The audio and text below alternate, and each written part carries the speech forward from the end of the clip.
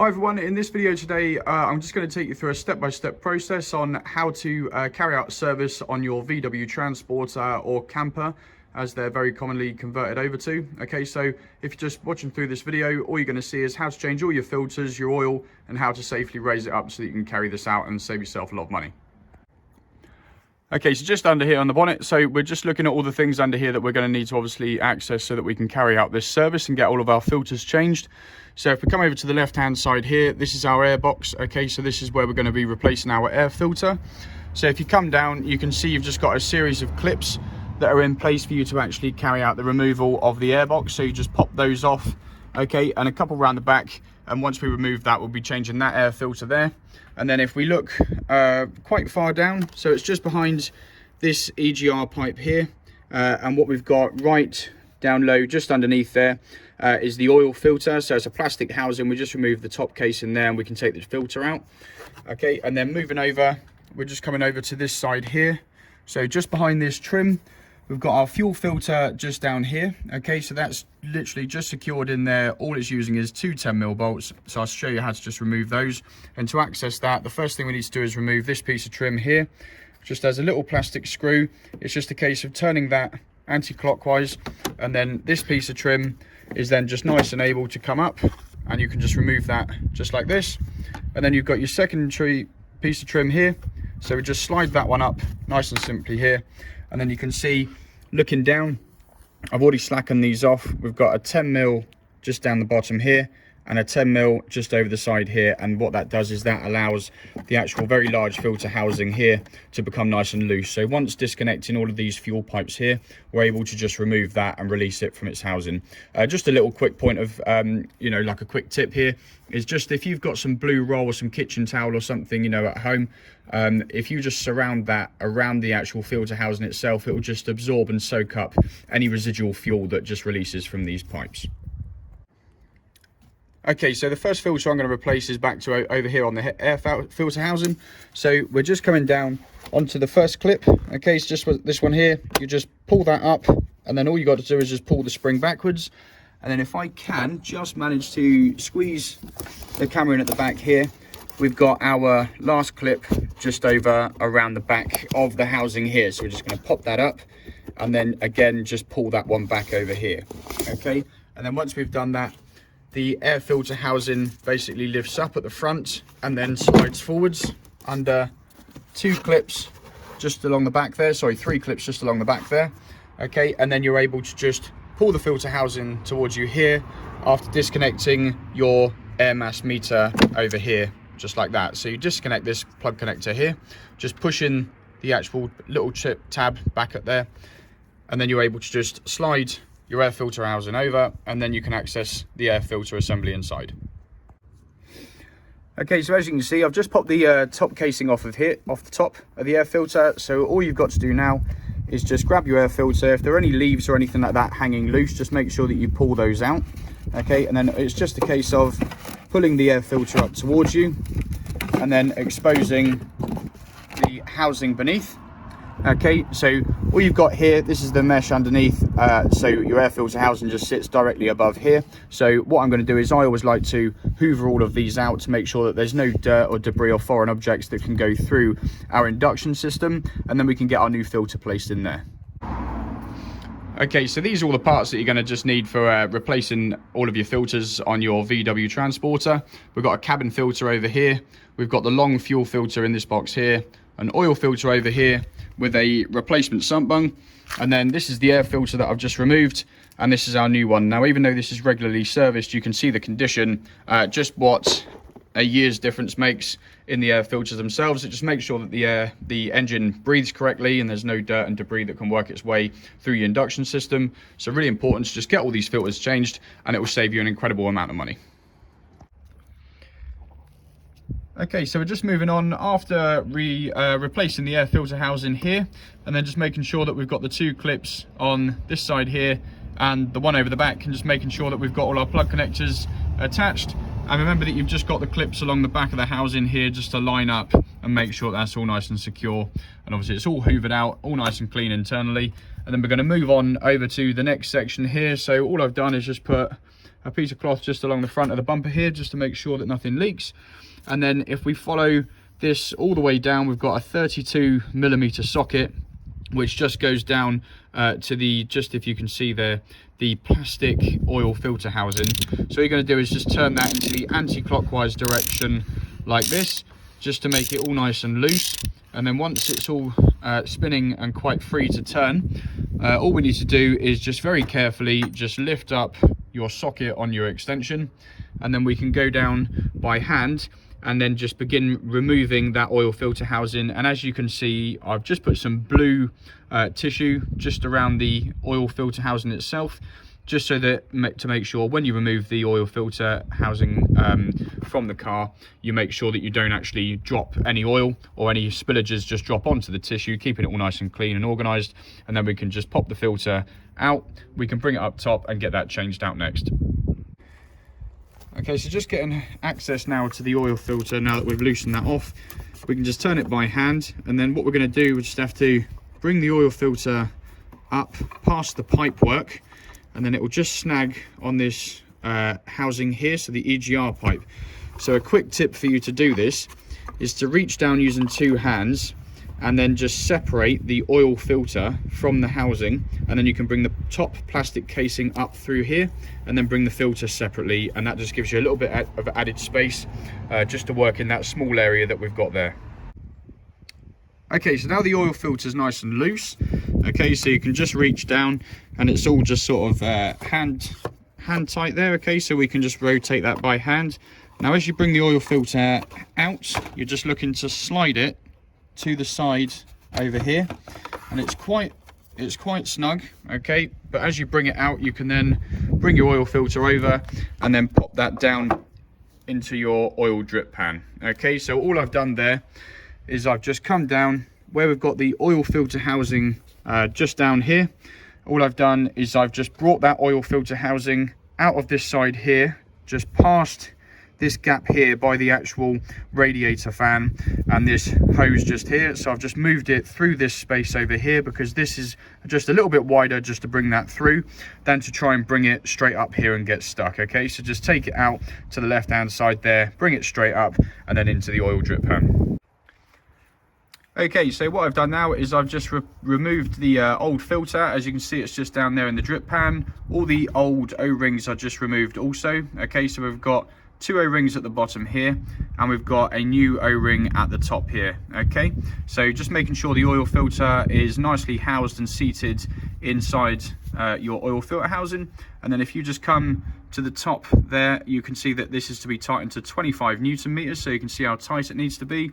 And then always best practice, just a quick tip, is to use your new fresh oil and just lubricate all three of your O-rings prior to putting this back into the oil filter housing in the engine, and that just stops any of this seals just becoming snagged or damaged as you tighten those up. Okay, so we've got our new filter in, new seals are on, they're all lubricated. So the exact same procedure I showed you a moment ago. I'm just coming down this side here, okay, just to the left hand side of the fan, just to give you enough space to bring your oil filter in. Okay, and then you can just locate it there into the housing, and then all it's going to do after you've got it into that position there is it's going to just drop down into the housing itself. All right, and then all you've got to do is, with the filter nicely located, is just drop it down, and then you can make sure it's all nice and square. I don't know if you can have a slightly better view from this side here. Okay, and then all we're going to do to follow on from there is always make sure that you start the threads off by hand. So just start turning that round by hand, and then once those threads have started, you can then get your 32mm socket and ratchet, and then you can just continue tightening that up to 25 Newton meters. Okay, so following the completion of doing our oil filter down here, we're just moving over to the fuel filter. Now, all I've done is I've just got hold of one of the fuel lines here, and all the fuel lines do is they're just push connections. So you just push that little tab in there and then they just pull up. And then I've just put this blue roll around the outside just to sort of soak up any residual fuel that spills out of the lines. And then of course, brake cleaner is the best thing to always use, just to get rid of any residual oil or fuel from when you're working around the engine. And then before we can actually just sleeve this out, following the 2 10mm I showed you down the side here a moment ago, you've got 2 bolts that secure our coolant expansion bottle. Okay, so just Torx bolts like this. So I'm just popping those up there, and then what you're going to need to do is, once you've released those, is just move your expansion bottle just out of its location here. And then what that does is it just frees you up the space from this pipe here that actually gets stuck on the fuel filter as you just sleeve it up. So I'm going to need 2 hands to do that. So all you need to do is just remove the 2 bolts here that come into the top of the front area here, and then you can just put those to the side. And then once you move the expansion bottle and disconnected all your fuel lines, you're just able to sleeve that one straight up and then remove it. Prior to actually removing your fuel filter, just as a point of reference, just make a note of the letters that you see on the top here. So we've got RF right at the front and VF to the right. So all you've got to remember is that RF is at the front, and when you bring your new filter in to replace this one, you know exactly that the locations are correct. Okay, so now you can see we've got our fuel filter we've just removed from the vehicle here. So we've just popped that into the drip pan, of course, because this will be full of fuel. Okay, so it's diesel fuel all in here, and obviously you don't want that to leak. So just pop that into your drip pan as well. And then what we're coming over is just getting a hold of our new fuel filter here. Okay, so we're just going to pop that to the side, and all genuine parts. Okay, so it's from the local manufacturer, and the little note I just made a moment ago of RF, so RF and VF over here. So the RF is going to be right at the front. Okay, so what we're going to do is bring that over to the van here, and of course we're going to be just sleeving that straight down. Now, as you can see, it's a very, very large filter. This one doesn't come pre-filled or anything like that. So if you're unaware of replacing these, or you've never done one before, what's really important is to ensure that when you replace these fuel filters in a garage, you can use a diagnostic machine, or if you're at home or something like that, you can use a vacuum pump just to draw the fuel from the lines to fill this filter. What you can do is you can cycle the ignition a couple of times, which the sender unit in the tank will just prime fuel in, so that will just send a residual amount of fuel that will just come into here, but it will take a very long time to fill this up.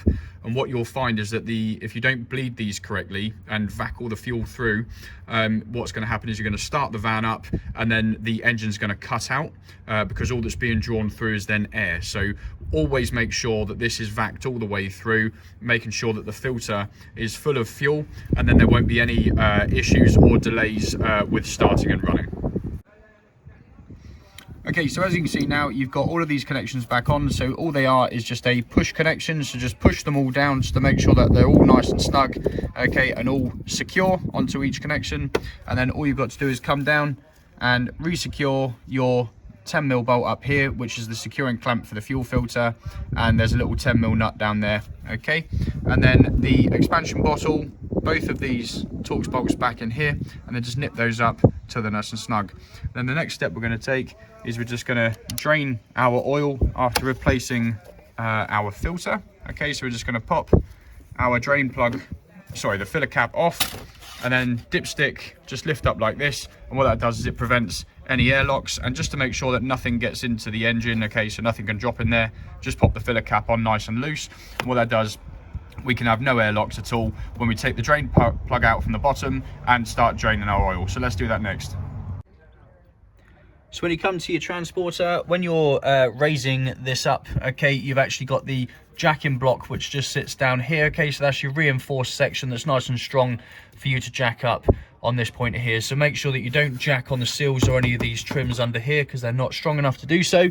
Always just make sure, if I take you nice and close there, you can see this little block here. So if I just release my jack, you can see nice and clearly that you've got this section here. This is your actual jacking point. Okay, so you jack up on this section here, and then we've got our under tray underneath the engine, which is secured in with a plastic clip at the back, and we've got a load of 13mm bolts that we're just going to take out. So I'm going to raise this up to give me a bit of space to come under the van, and then I'm going to take the under tray off.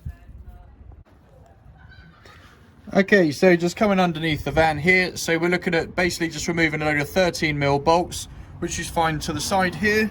Okay, one just over here, and then as we come under the van, okay, so we've got one that just sits in here, okay, another one just over here, and we've got this little plastic clip connection over here. Okay, so that basically just pushes together with a pair of pliers, and then you can drop that one down.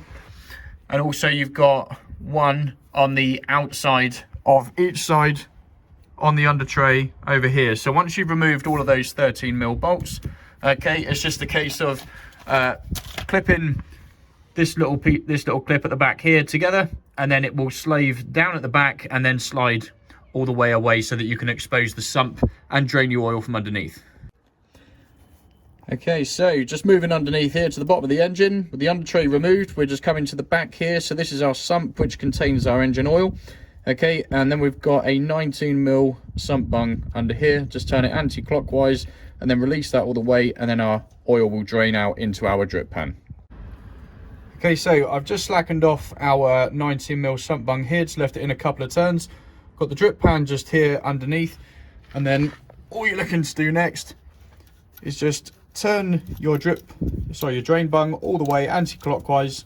Okay, and then once it becomes all nice and loose, you'll see the oil just start to drip out there, and then just nice and sharply just move the drain plug all the way across, and then you'll just see the oil just filling into the drip pan below.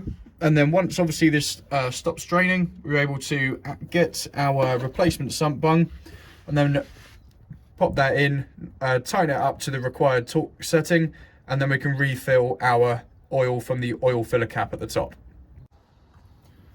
Okay, so we can just see here that our new sump bung is now placed in after all of the oil has drained out. Okay, so what you need to use is just get a torque wrench and then just make sure that this is tightened up to 25 Newton meters, and then that's all nice and secure. And then we can put our under tray back on and head up top and just refill the engine's oil. Okay, so at the top of the engine here, so now we know we've done our fuel filter, which is just over this side. We've done the oil filter, which we saw in the 32mm socket down the bottom here. The air filter's done.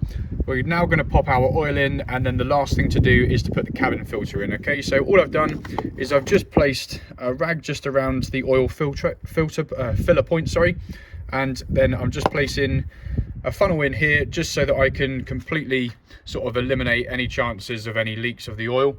So all we're going to go to do now is just with our engine oil, we're just going to run this over, and always be cautious when you're filling your oil is to double check that there isn't a slow fill point so the oil doesn't spill over. And I'm using a quantum grade here. It's a 530 low ash fully synthetic oil, which is used at the local manufacturer.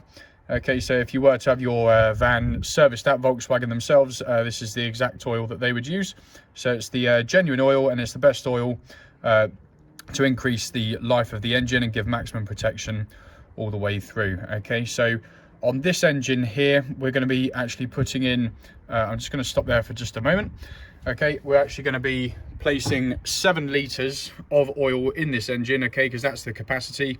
And then if you check on the dipstick and you see that the actual level is slightly high, don't let that alarm you immediately, because when you do an oil change, what you're going to see is the oil level will be slightly higher than its maximum point, pure and simply because the oil filter housing is drained down also, so the oil needs to run all around the engine and also fill up the oil filter housing also. Okay, so don't worry yourself too much. Just make sure you just turn the engine over, let it run for about 6 to 10 seconds just to let all the oil run around, and then you can then come back and double check your oil level, and then of course just check around the oil filter housing and your fuel filter, etc., to ensure that there aren't any leaks. Okay, so we've now put the 7 litres oil, okay, in here in the filler cap. All right, so dipsticks down. We know that we've done the air filter. Just double checking to make sure that your oil filter is all nice and tight and secure. The fuel filter is all done and nice and tight and secure. And the cabin filter I always leave until last, because we can just do that from inside the vehicle. Okay, so once everything's all tightened up here, what we're going to do is just go inside the van now. We're just going to turn it over and just have a double check for any leaks and make sure that everything's okay. Okay, so just inside, key in the ignition, just making sure the glow plugs go out. Okay, we can see that the oil inspection is due, so obviously we're in the middle of that service now, so we'll carry out the reset in a moment. Okay, and then we're just going to start. Excellent, so everything is on. Just checking on the dashboard just to make sure you don't have like any oil warning lights or anything like that, okay? And then just coming back round the front of the vehicle, just coming under here. Obviously you know everything's on. Always check down by the oil filter just to make sure that there aren't any leaks coming out from there. Double check the security on your air filter housing, and then over by your fuel filter, just make sure that all 4 of the connections aren't having any leaks, okay? And then that's absolutely perfect. You can move on to the last step, which is just always double check your oil level on the dipstick, and then cabin filter. Right, so what we're looking to do now is just change the cabin filter. Okay, so it's just the filter which just removes any dirt and debris, or sort of odors and things that come into the cabin. So that's just under this trim here. Okay, so we've just got some Torx fitting screws which just sort of hold this piece of plastic trim in underneath. Okay, so what we're going to do is, just using our Torx driver, we're just going to come to each one of these and just take that piece of trim down so that we can access the cabin filter housing. Okay, so once you've got your 3 Torx bolts just removed from the front piece of trim here, it's just a case of pulling it down towards you, and then all you can see at the back here is you've just got those sections at the back, and all they're going to do is just sleeve towards you, and then you can remove that piece of trim out of the way. And then what we're looking at as we come under here is we can just see this little plate. Okay, so this little plate that sits along here, and what you've got is 1 bolt at this left hand side here, and the second one is just to the right hand side. Okay, so you're just removing both of those little bolts there, and then this piece of trim just literally all it does is just pops straight down, and then you'll expose the filter behind it, and then just pull it straight towards you, and then we can pop the new one in. Right, so the 2 bolts are just removed from here, so now we're just going to pull that trim down as I mentioned earlier. Okay, pop that down on the ground, then all you got to do is reach in here, and then you've got the actual cabin filter element itself, and you can just pull that down towards you. Okay, so as it comes down, you're going to find obviously leaves, dirt and debris. Okay, we can see that this one's pretty dirty, so make sure we have a good hoover out to make sure the carpets aren't dirty inside. So obviously a really good standard of work is always make sure that when you remove these, as you can see, we've got loads of leaves and things all in the cabin, so we'll just have a good hoover around to make sure that that's all nice and tidy before we hand it back. And then all you got to do is, once this filter is taken out, we get our new filter and we just slide it back up into the housing there. Okay, just as we've just removed the original. Right, so new cabin filter here. So all we need to do for this filter unit itself is just push it all the way up. Let's just bring the camera under so you can see nice and clearly. It's just going to push it all the way up like that until it's all nice and true all the way underneath here, so that everything lines up nice and neatly. And then the next thing that we do here is just take our piece of trim, and all we're going to do here is just bring the trim back underneath. All right, and then we're just going to line that up into its locations. Okay, so if we look here, we've just got a locator here and here. All right, and just one over onto this side, and then all we need to do is just grab our 2 little bolts and just pop those 2 in either side there, and then the plastic trim just gets bolted exactly the same way, just in reverse order underneath, and that's the cabin filter done. Okay, so the very last thing to do upon the completion of your service is to make sure the service light is reset on the dashboard. So I'm just using my Foxwell diagnostic machine here. So I'm just coming over because I know I've carried out a major service on this. Okay, so all filters and a major service and inspection has been carried out.